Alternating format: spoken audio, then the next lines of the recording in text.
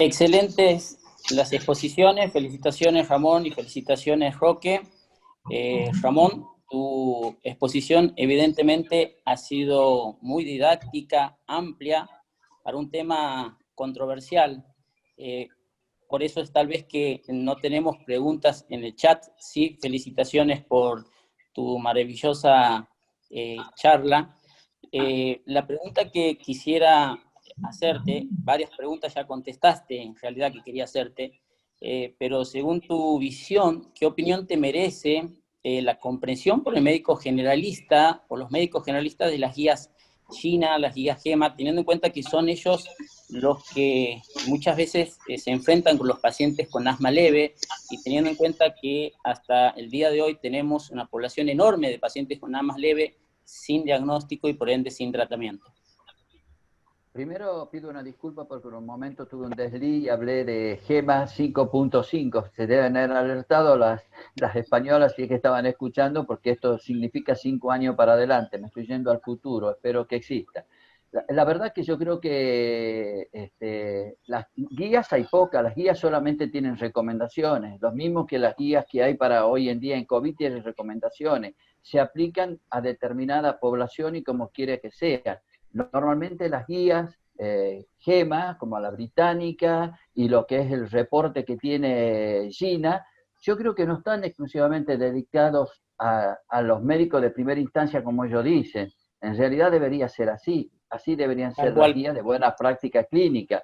Creo que son demasiado complicadas para ello. Yo te aseguraría que casi el 90% de los médicos de atención primaria no leen esta guía, no están por lo menos en nuestro medio actualizado con esta guía, y así como los pacientes asmáticos leves, que son el resorte para ellos, para que lo vean en primera instancia, pasan desapercibidos y de pronto nos caen después de una exacerbación a nosotros los especialistas. Yo creo que somos los especialistas quienes más vemos pacientes con asmas leves que están maltratados, o por omisión de tratamiento o porque se le ve el abuso que tienen con la medicación de rescate o medicación aliviadora, y recién entonces nos damos cuenta que si los redefinimos, si como yo ponía ese hombrecito con los largavistas, siempre hay que mirar para atrás, por lo menos 3 meses para atrás, a ver cómo estuvieron, inclusive hasta un año para atrás, a ver si han tenido alguna exacerbación. Ya lo dijo Marina también, es decir, lo que pasa con el ACT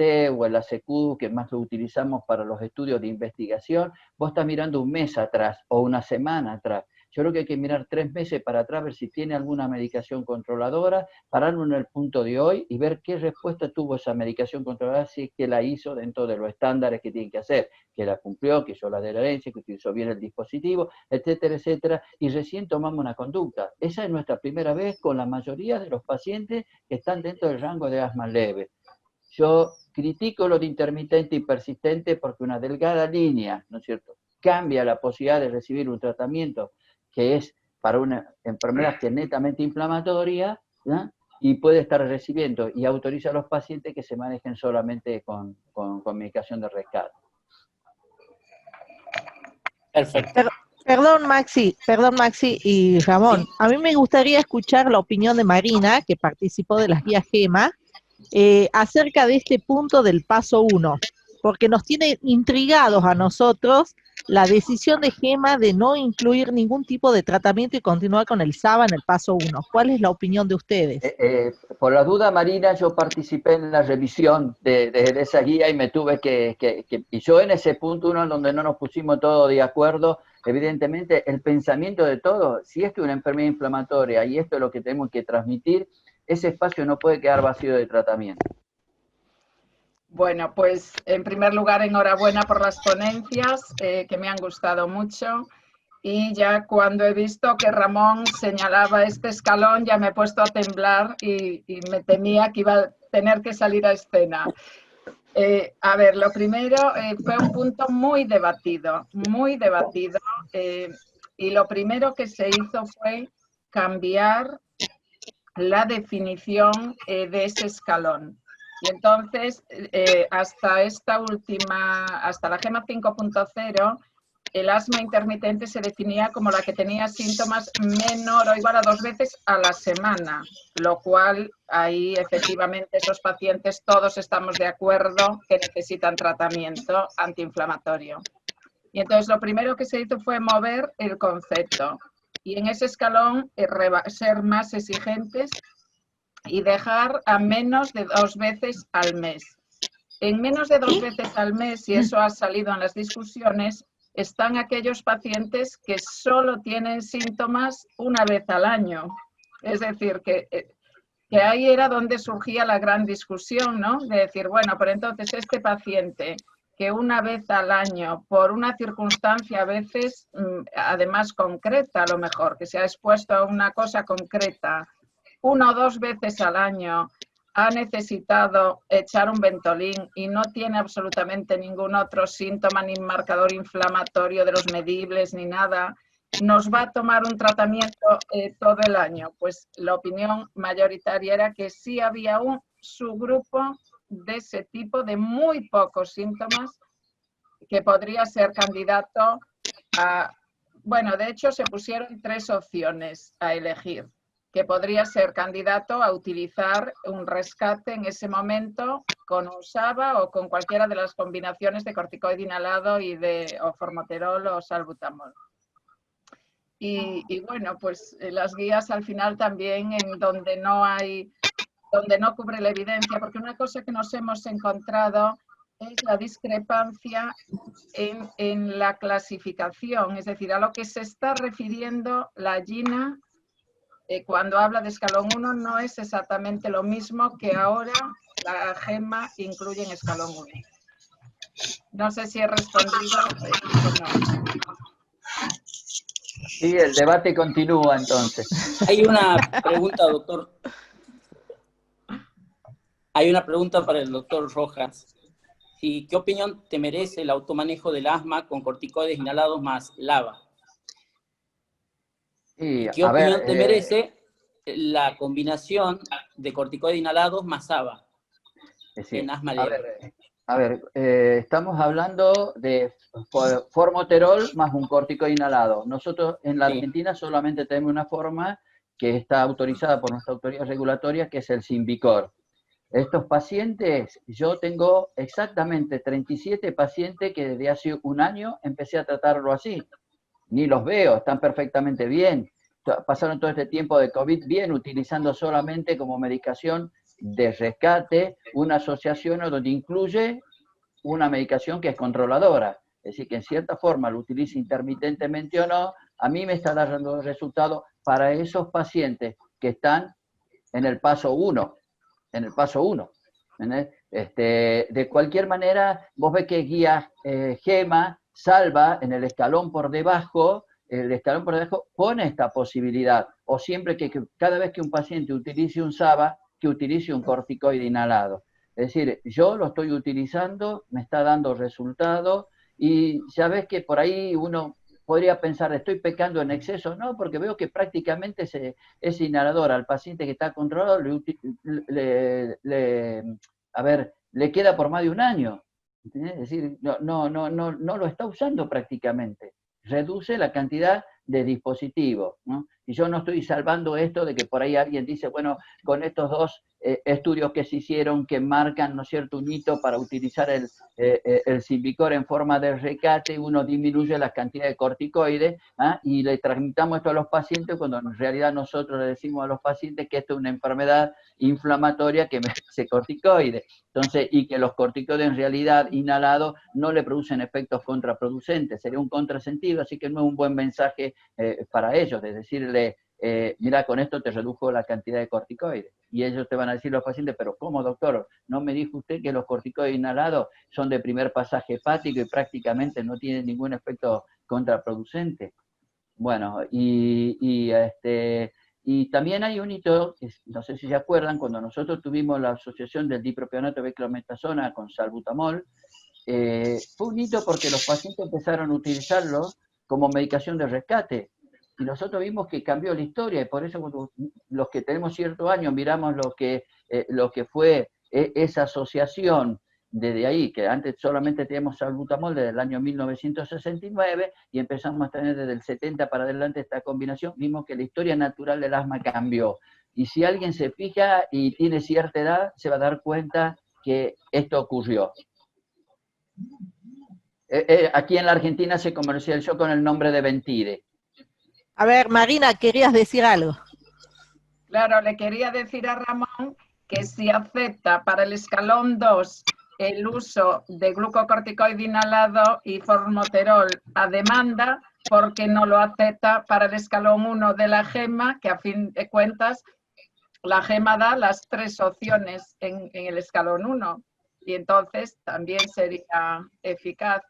Sí, sí, seguro, pero no lo pone como prioritario. Uno pone arriba tratamiento preferencial, el segundo, y no lo pone. Por eso ahí me aparece un espacio que también criticaba a Gina yo antes, cómo podía ver en el escalón 1 un espacio vacío a donde habitaba un fantasma. Es decir, que había un paciente que por ahí tenía síndrome, por ahí no tenía. ¿Era o no era asma? Y eso a nosotros que somos especialistas nos ponía en la duda. ¿Se imaginan a los que supuestamente son los médicos de primera instancia que tienen que atender a estos pacientes? ¿Qué mensaje tienen? ¿No? Para mí, asma intermitente y persistente es muy poco probable que en la pesquisa diaria de consultorio podamos diferenciarlo y debería ser un solo asma que asma leve, redefinir el asma leve y así yo creo que no van a quedar pacientes sin el tratamiento controlador como tienen que ser. Habida cuenta que pueden tener exacerbaciones, pérdida de función pulmonar y que en cierta forma se ha visto en varios estudios que tienen un grado de progresión. No en gran cantidad, pero tiene una progresión a formas más severas.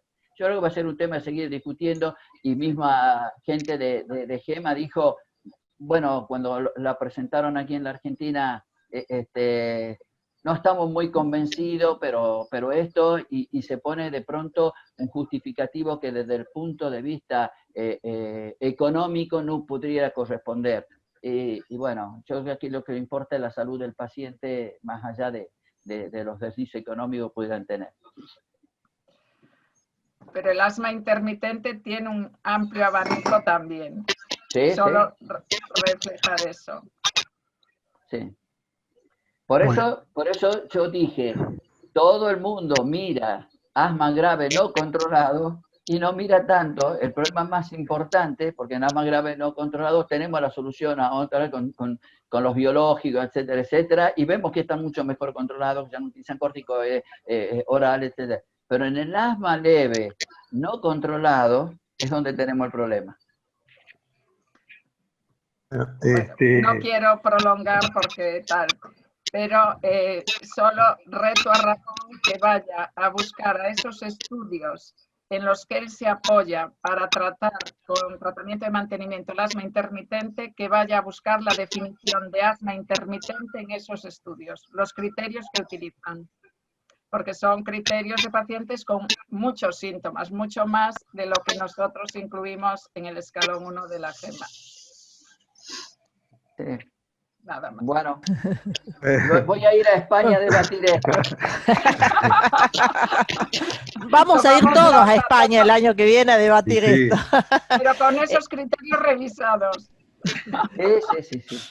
Los vi bien a esos criterios. Yo por cuestión de los vi bien a esos criterios. Y ahí por lo menos de todos los estudios, esto que hicieron en el análisis, porque fue una búsqueda por PubMed y que no lo pudieron hacer, fracasaron en la definición había como 7 definiciones, pero 2 de los estudios, claramente uno veía que los estudios, los pacientes eran intermitentes, cumplían con los síntomas y frecuencia e intensidad de intermitente, ¿no? Pero bueno, yo como me inventé esa gráfica donde puse que el basal era irregular, bueno, un montón de pacientes creen que tienen síntomas solamente cuando les falta el aire, no cuando tienen tosecita cada tanto. Y a eso no lo miramos. Y capaz que eso está evidenciando que hay un proceso inflamatorio por debajo.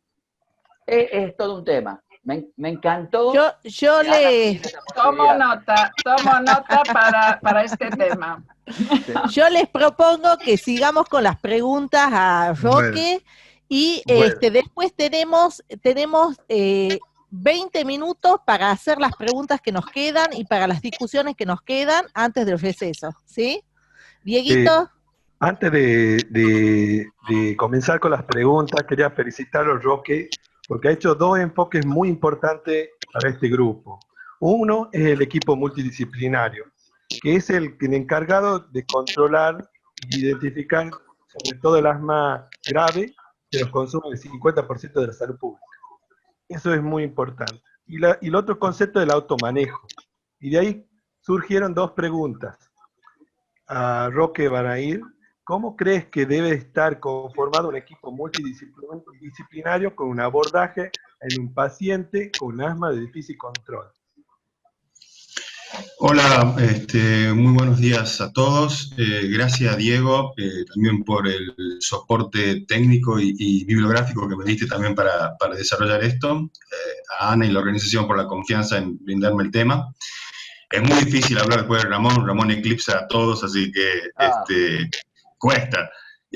Bien, mira, el equipo multidisciplinario, si vos lees los papers, lo mínimo que te piden es que tengan profesionales de la salud con médicos especialistas en asma, pueden ser clínicos con orientación, bien, y que tengan formación en asma, pero sugieren que sean bien neumonólogos, enfermeros con capacitación, educadores en asma, no especifican bien, pero dicen educadores en asma asociados a los profesionales de la salud, y trabajadores sociales, porque hay muchas veces que los pacientes con asma de difícil control no asisten a las consultas, y aquí es fundamental el rol de ellos porque van a buscarlo a los pacientes para que cumplan. Y entonces, si tenés un equipo en donde tenés un agente sociosanitario que está enrolando ese tipo de pacientes y va a buscarlo si es que faltan a la consulta, no porque no quieran ir, sino que posiblemente estén enfermos o pase algo, es muy importante para el seguimiento. Y también en el equipo multidisciplinario, no solamente cómo está constituido, sino qué función cumple cada uno, porque siempre hay que delimitar un líder. Por lo general es el médico neumonólogo, puede serlo o no, pero generalmente es el médico neumonólogo, pero es muy importante también, y hay una de las preguntas que hacían de la educación, distribuir quién va a realizar las actividades, sobre todo de educación y de control. Bien, recuerde que necesitamos mínimo 2 horas de intervención en cuanto a educación del paciente y control. Muchas veces estos pacientes solamente van al control y tenemos la consulta médica que puede ser de 30 a 40 minutos, pero nos falta, bien, ese tiempo para abordar a estos pacientes que son difíciles de manejar. Y en este tipo de pacientes también, por ejemplo, entre el inmunólogo, porque pueden ser pacientes con perfiles o con enfermedades autoinmunes también asociadas, o que nos pueden brindar su aporte en la parte de alergia, y otro tipo de trabajadores que ya van conglomerándose y haciendo una red de manejo que es mucho más fácil, que es lo que trata de hacer Asma Nova. Más adelante Ana sé que va a hablar del tema, no quiero invadir su parte, pero siempre trabajando en red y intercomunicados para poder llevar adelante una correcta adherencia del paciente y que el paciente se sienta contenido por un equipo. No es lo mismo sentirse acompañado por un médico, que el acompañamiento siempre es bueno, sino también la contención. Y si vos te ves contenido por un equipo, es mucho más fuerte el vínculo que se forma con el paciente. Totalmente demostrado también eso. La otra pregunta es sobre el automanejo. ¿Qué rol cumple en esta época de pandemia el automanejo en pacientes asmáticos? Esa es una muy buena pregunta. Yo la vi por primera vez en una de las webinars que dio el doctor Daniel Kolodenko, que considero un gran maestro en el asma. Tuve la posibilidad de formarme con él. Y le pregunté, en abril dio una webinar sobre biológicos y asma, y dijo él, bueno, vamos a tener que volver al viejo y querido pico flujo, bien, y al automanejo del paciente asmático en esta época de pandemia. Y yo creo que estamos en un momento óptimo ahora en este desarrollo de esta pandemia, porque hay que poner una balanza del riesgo-beneficio en cuanto a la asistencia del paciente a los centros médicos, ya sea consultorios o sanatorios, hospitales, dado a la posibilidad de contraer el COVID. Entonces, es mejor tomarse el tiempo, educar al paciente, formarlo bien, darle un pico flujo, por ejemplo, volver a llevar a cabo el famoso y querido semáforo, bien, donde ponemos el verde, amarillo y rojo, en donde con cada uno de los colores lleva una conducta que nosotros ya conocemos del paciente. O sea, acá hay que saber seleccionar bien. Ahí estaba leyendo las preguntas que estaban haciendo los colegas, Y hay que saber seleccionar el paciente, porque hay pacientes que tienen bajo percepción de los síntomas que tienen. Estos son captados cuando nosotros hacemos la primera, generalmente, consulta. En el ACT hay una pregunta que a mí siempre me sonaba, digo, ¿por qué preguntan cómo se siente usted? Digo, una pregunta que no es tan específica, pero cuando uno le pregunta al paciente cómo te sentís vos, y está tan acostumbrado a sentirse mal, que cuando uno le comienza a dar una medicación, dice, me siento bien. Y vos lo ves, está con sibilancia, se despierta casi todas las noches. Entonces, a ese paciente hay que tener mucho cuidado, mucho ojo con ese paciente, porque si lo mandás al domicilio, hay que seguirlo más estrictamente, porque tiene una baja percepción de sus síntomas y está acostumbrado a vivir mal. Entonces, ese paciente es de riesgo y a ese paciente sí me enfocaría en seguirlo, ya sea con seguimiento telefónico con el agente sociosanitario o uno mismo con videollamadas o teleconsultas, y brindarle el soporte tecnológico también de las apps que hay actualmente. No reemplazan al médico, para nada, pero sí da una ayuda, bien, y como dije en la clase, muchas veces uno lee, bueno, ¿qué es mejor? ¿Informar o no informar? Informar. ¿Educar o no educar? Educar. Ahora, encontrar cuál es la mejor estrategia para este tipo de pacientes, por ejemplo, damas de difícil control, siempre va a ser la mejor una atención personalizada por un equipo multidisciplinario y presencial. Pero en estos casos muchas veces son pacientes de riesgo, toman corticoides de altas dosis, o biológicos, entonces ahí uno tiene que comenzar a manejar y ver con este paciente si le doy el pico flujo, pero además lo voy a llamar semanalmente o periódicamente para ver cómo está y qué síntomas tiene, y si hace falta que concurra con tal periodicidad al consultorio para manejarlo. Entonces eso es fundamental, conocer el paciente, generar un vínculo también con el paciente y tratar de generar esa empatía para poder llevar con él la enfermedad y acompañarlo con su enfermedad. No sé si fui claro con la respuesta ahí, Dieguito. Sí, sí, muy claro. Ahora tenemos tiempo, tenemos 10 minutos más para preguntas que hayan quedado pendientes del segmento de la mañana. Voy a empezar yo, perdón, con una pregunta que me quedó pendiente para Isabel.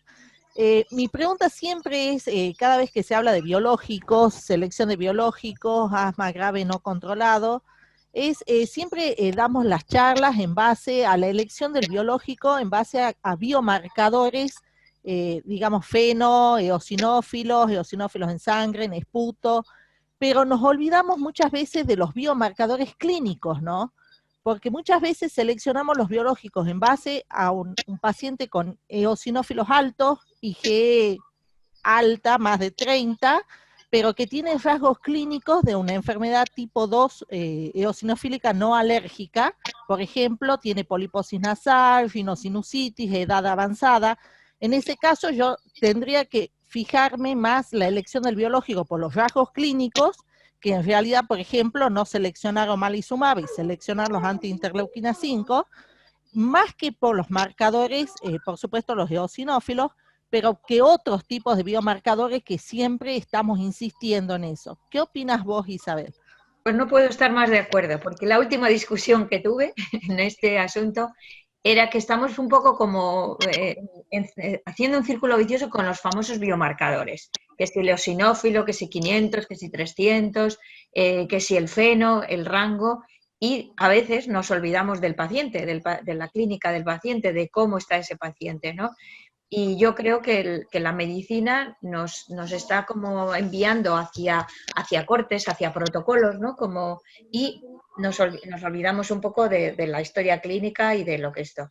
Totalmente de acuerdo, porque si además miramos, los marcadores biológicos tampoco nos indican tanto, porque al final dices, bueno, para elegir un anti-IgE, ¿no? Imagina, tenemos un paciente que tiene una sensibilización al polen, a los ácaros, y tiene una IgE de 100, ¿no? Y tiene unos eosinófilos de 300 o 350. Es acervador, tal.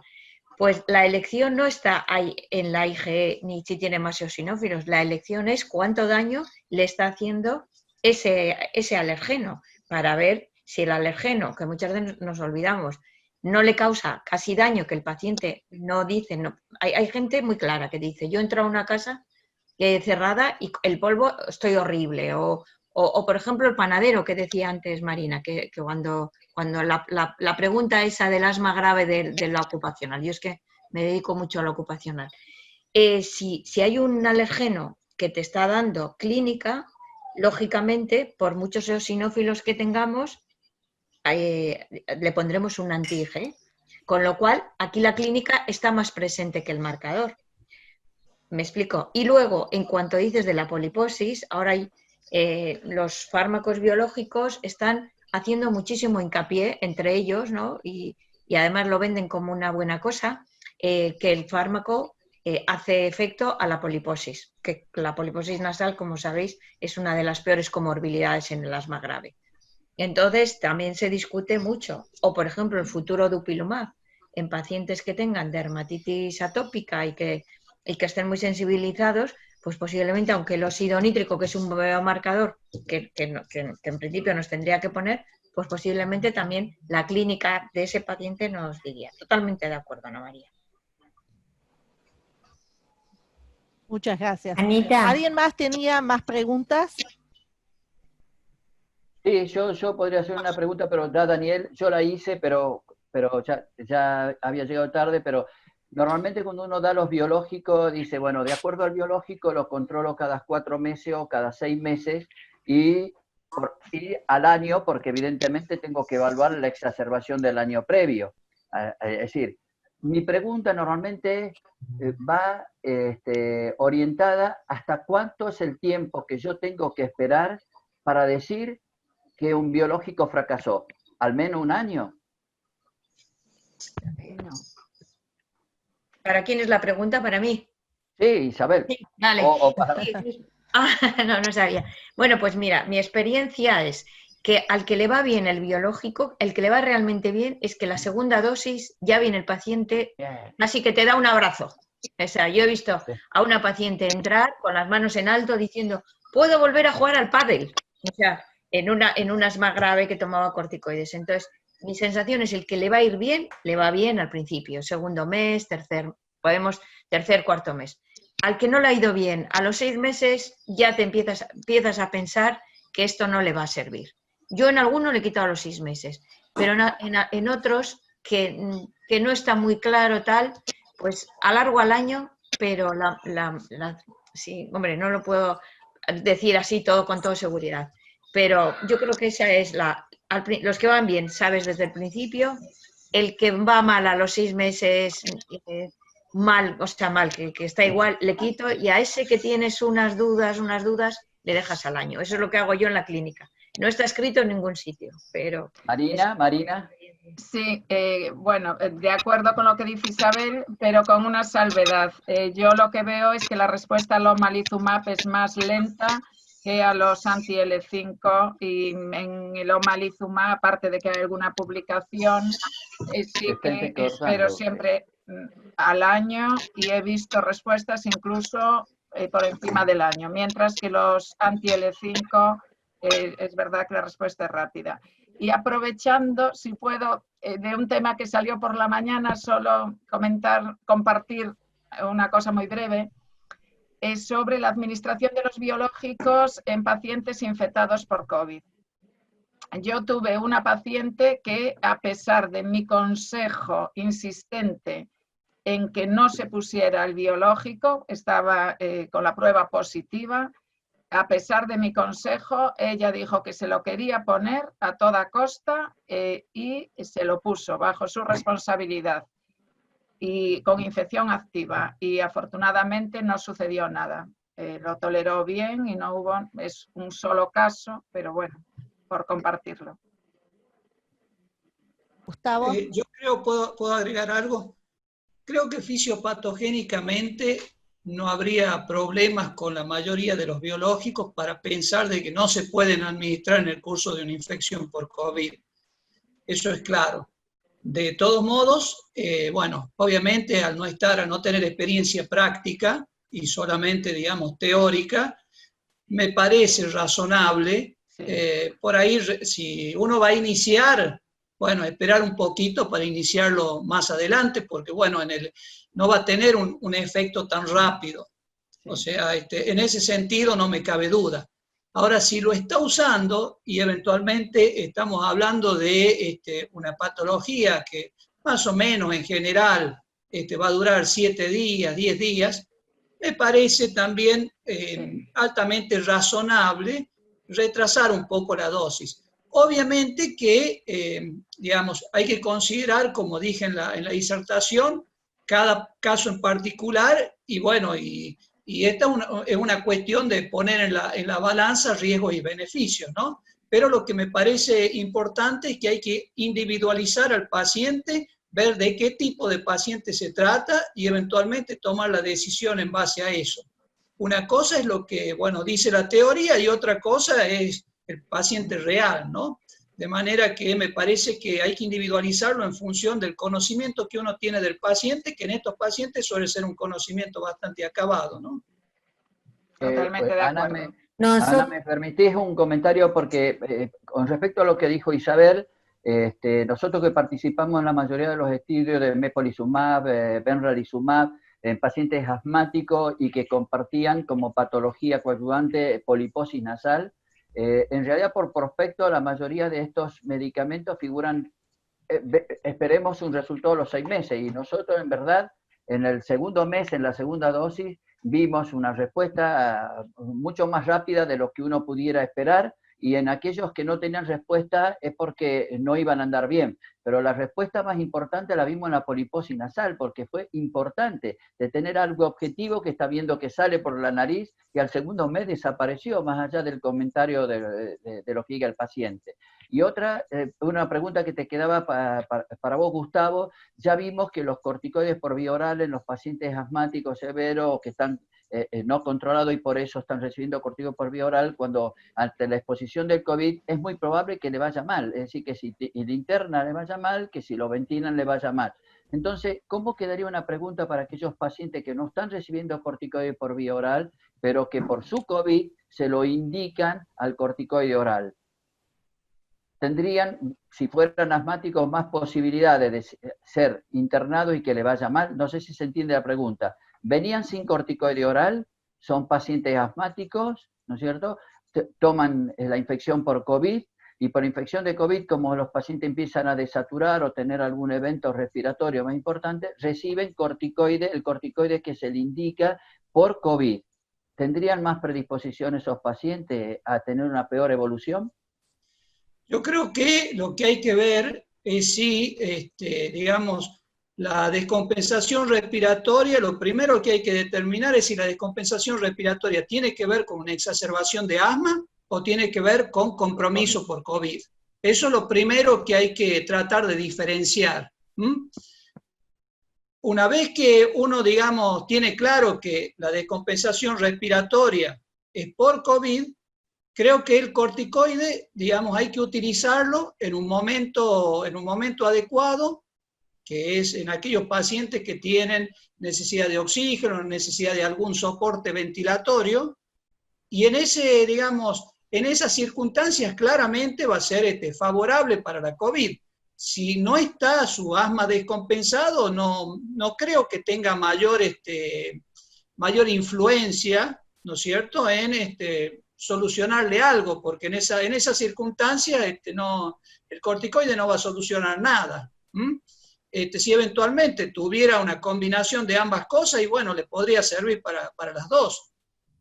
Lo que sí está determinado es que en una determinada circunstancia del curso de la COVID, el corticoide digamos, favorece, te disminuye la mortalidad. El estudio Recovery lo demostró claramente, y sería inclusive la única terapéutica que está comprobada fehacientemente a través de un ensayo clínico bien diseñado, ¿no? Así que considero eso. Si eventualmente ese antecedente de haber tomado corticoide le significa algún riesgo a futuro al paciente asmático, sería algo a determinar a futuro. El estudio que hicieron los británicos con la base OpenSafely, digamos, correlacionan el uso reciente de corticoides con la severidad del asma. Creen que tiene que ver, ¿no es cierto?, un poco con eso. O sea, no sería un efecto directo del corticoide, sino más bien de la severidad de la patología. Sí, mi pregunta iba orientada justamente al caso que vos dijiste, que son pacientes asmáticos que dentro de todo están bien controlados, entre comillas, y que de pronto tienen COVID y tienen síntomas respiratorios y uno le pide una tomografía y ya ve algunas imágenes características en vidrio esmerilado y dice, bueno, pues a este paciente le pongamos corticoide por vía oral. Si ese paciente tiene una insuficiencia respiratoria que vos considerás está derivada de la COVID, sin ninguna duda tiene que recibir esteroides orales, sin ninguna duda. Y eso obviamente lo va a favorecer para la COVID y no le va a traer perjuicio, por lo menos en el momento agudo, a su asma.